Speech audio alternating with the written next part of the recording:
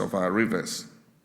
We've successfully, as the minister told you, we have successfully cleared illegal miners out of 8 out of the 9 no-go zone forest reserves. We will track excavators, as the minister said, in order to know whether they are being used for illegal mining or not. And we intend to.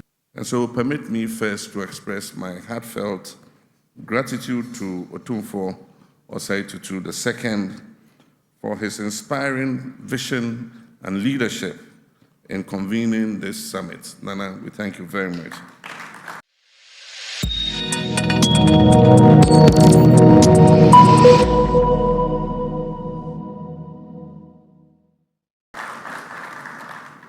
Ministers of State present here, our international partners who have traveled from far to join us at this summit, chief executives and champions of the mining industry, our members of the diplomatic corps, our friends from the media, ladies and gentlemen.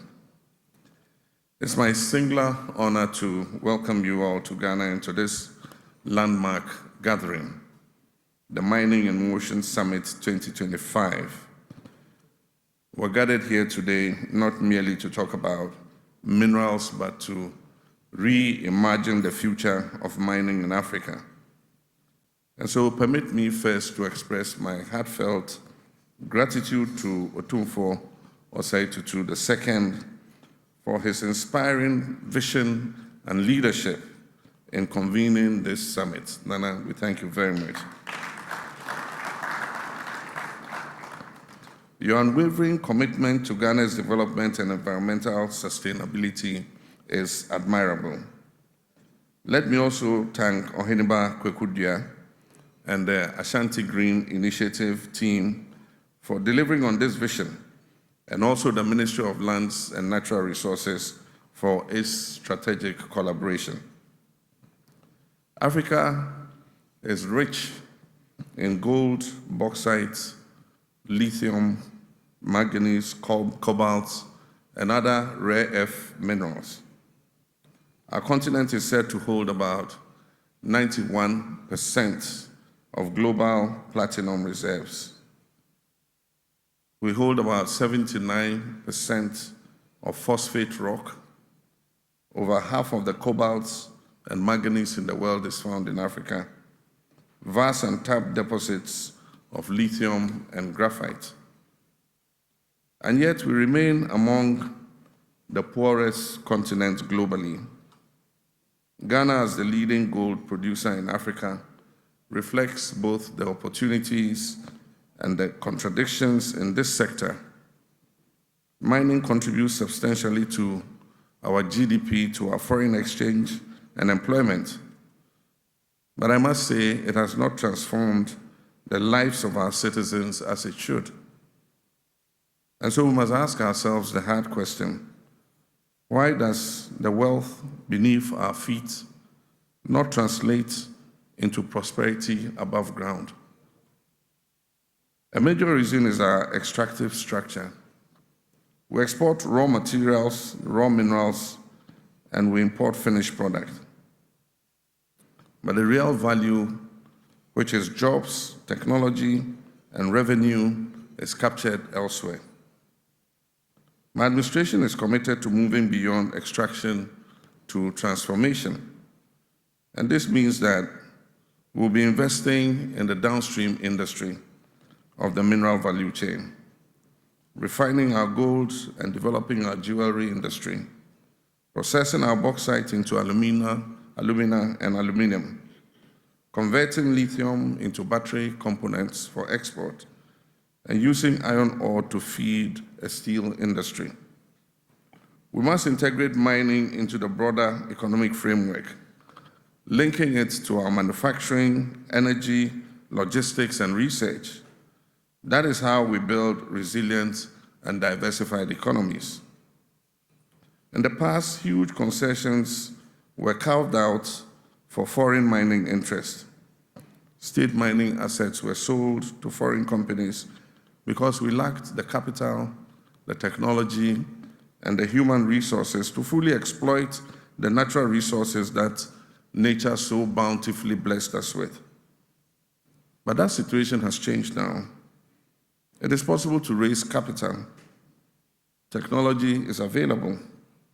And Ghana has a huge human resource with expertise in every aspect of the extractive industry. We therefore believe that there should be increased participation and investments from Ghanaians in exploiting our mineral wealth. We welcome foreign investors to partner with us in our extractive industry. We want a partnership of mutual benefit. And we commend the relationship we currently enjoy with our partners such as Goldfields, AngloGold, Cardinal Namdini, Newmont, and all the others. We'll soon codify our thoughts concerning increased Ghanaian participation using vehicles like our stock exchange and other instruments to increase participation of the Ghanaian private sector in our natural resource exploitation. As the world becomes more transactional in relations between countries, it becomes even more critical for us to use our natural resource endowment to create prosperity for our people. Another pillar of reform is inclusive mining. Over 1 million people in Ghana depend on artisanal and small-scale mining for sustenance. However, this sector has often been informal, conflict-prone, and environmentally damaging. We're therefore taking bold steps to formalize the small-scale mining sector through initiatives such as the Cooperative Mining and Skills Development Program, the Ghana Landscape Restoration and Small-Scale Mining Project. And as the Minister said, there are various initiatives underway. These initiatives aim to provide legal access to land, training, equipment, and shared infrastructure. We also will eliminate the use of mercury and supporting environmentally safe alternatives for mining. Let me be clear at this juncture. Artisanal miners are not enemies of the state.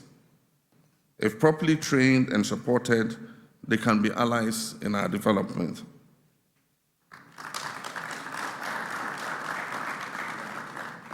Working together with the small-scale mining sector, we will reclaim our forest reserves and restore the purity of our water bodies. Our river guards are working on clearing mining activities in our water bodies and on the banks of our rivers. We've successfully, as the Minister told you, we have successfully cleared illegal miners out of 8 out of the 9 no-go zone forest reserves.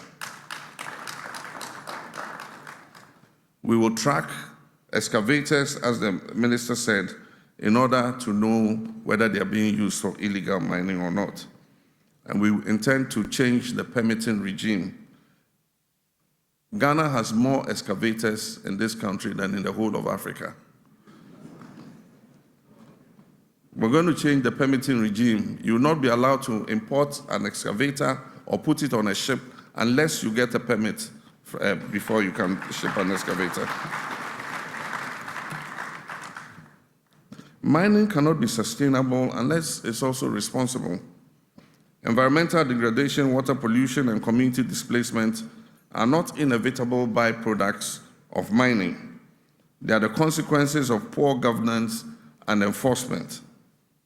We're strengthening environmental, social, and governance frameworks across the mining sector. And this will include, like I said, banning toxic chemicals in gold processing like mercury, mandating site rehabilitation. And so it means that small-scale miners and medium-scale mining must also have rehabilitation clauses in their permits to reclaim the land, enforcing community development agreements, and promoting renewable energy use in our mining sector.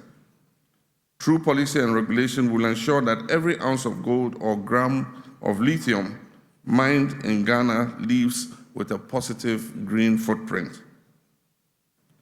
The world is transitioning. The use of fossil fuels is waning, and clean energy is rising.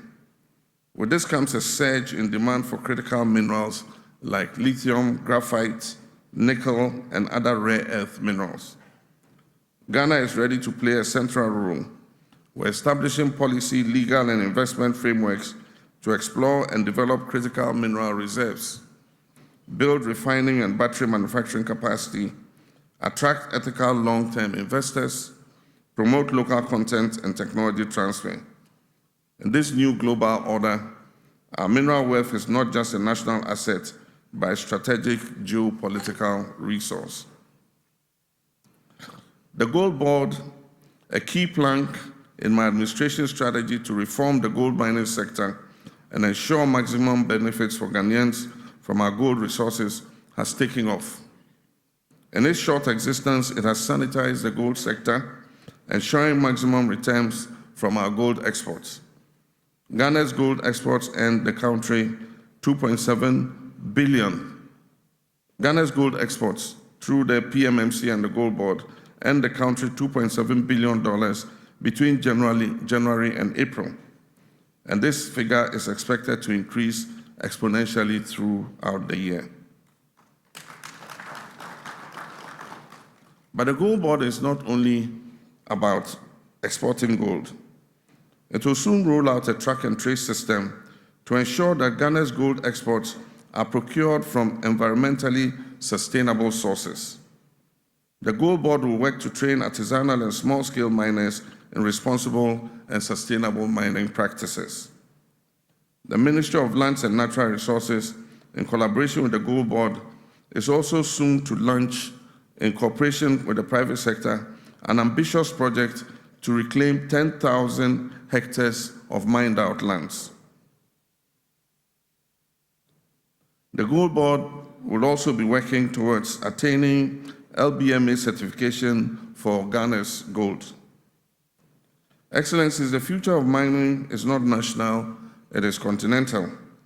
The African Continental Free Trade Area provides us with an unparalleled opportunity to retain value within Africa, establish regional supply chains, create joint refining and research institutions, and strengthen intra-African investment flows. So let us move from competition to collaboration. Ghana is open to partnerships with Guinea on bauxite, with DRC on cobalt, with South Africa on platinum, and all willing nations on mutual beneficiation. For this to succeed, we need governance anchored in transparency and accountability, and my administration is committed to strengthening the Minerals Commission, digitizing licensing and monitoring, publishing mineral revenues and contracts, removing bottlenecks for responsible investors. We'll work to ensure that mining revenues benefit all Ghanaians, especially the host communities. Development must be visible, equitable, and lasting in our mining communities. Distinguished ladies and gentlemen, mining in motion is more than just a theme. It is a declaration that Africa's mineral wealth will no longer be a curse, but will be a blessing. That Ghana's gold will not enrich others while leaving our people in poverty. And that this summit will chart a new path of value, sustainability, and dignity. I therefore call on all present, governments, investors, miners, regulators, and communities to rise to this challenge. Let us lead not just in production, but also in innovation, responsibility, and shared prosperity. With this spirit of cooperation and resolve, I have the honor on behalf of the people and government of Ghana to declare the Mining in Motion Summit 2025 duly opened.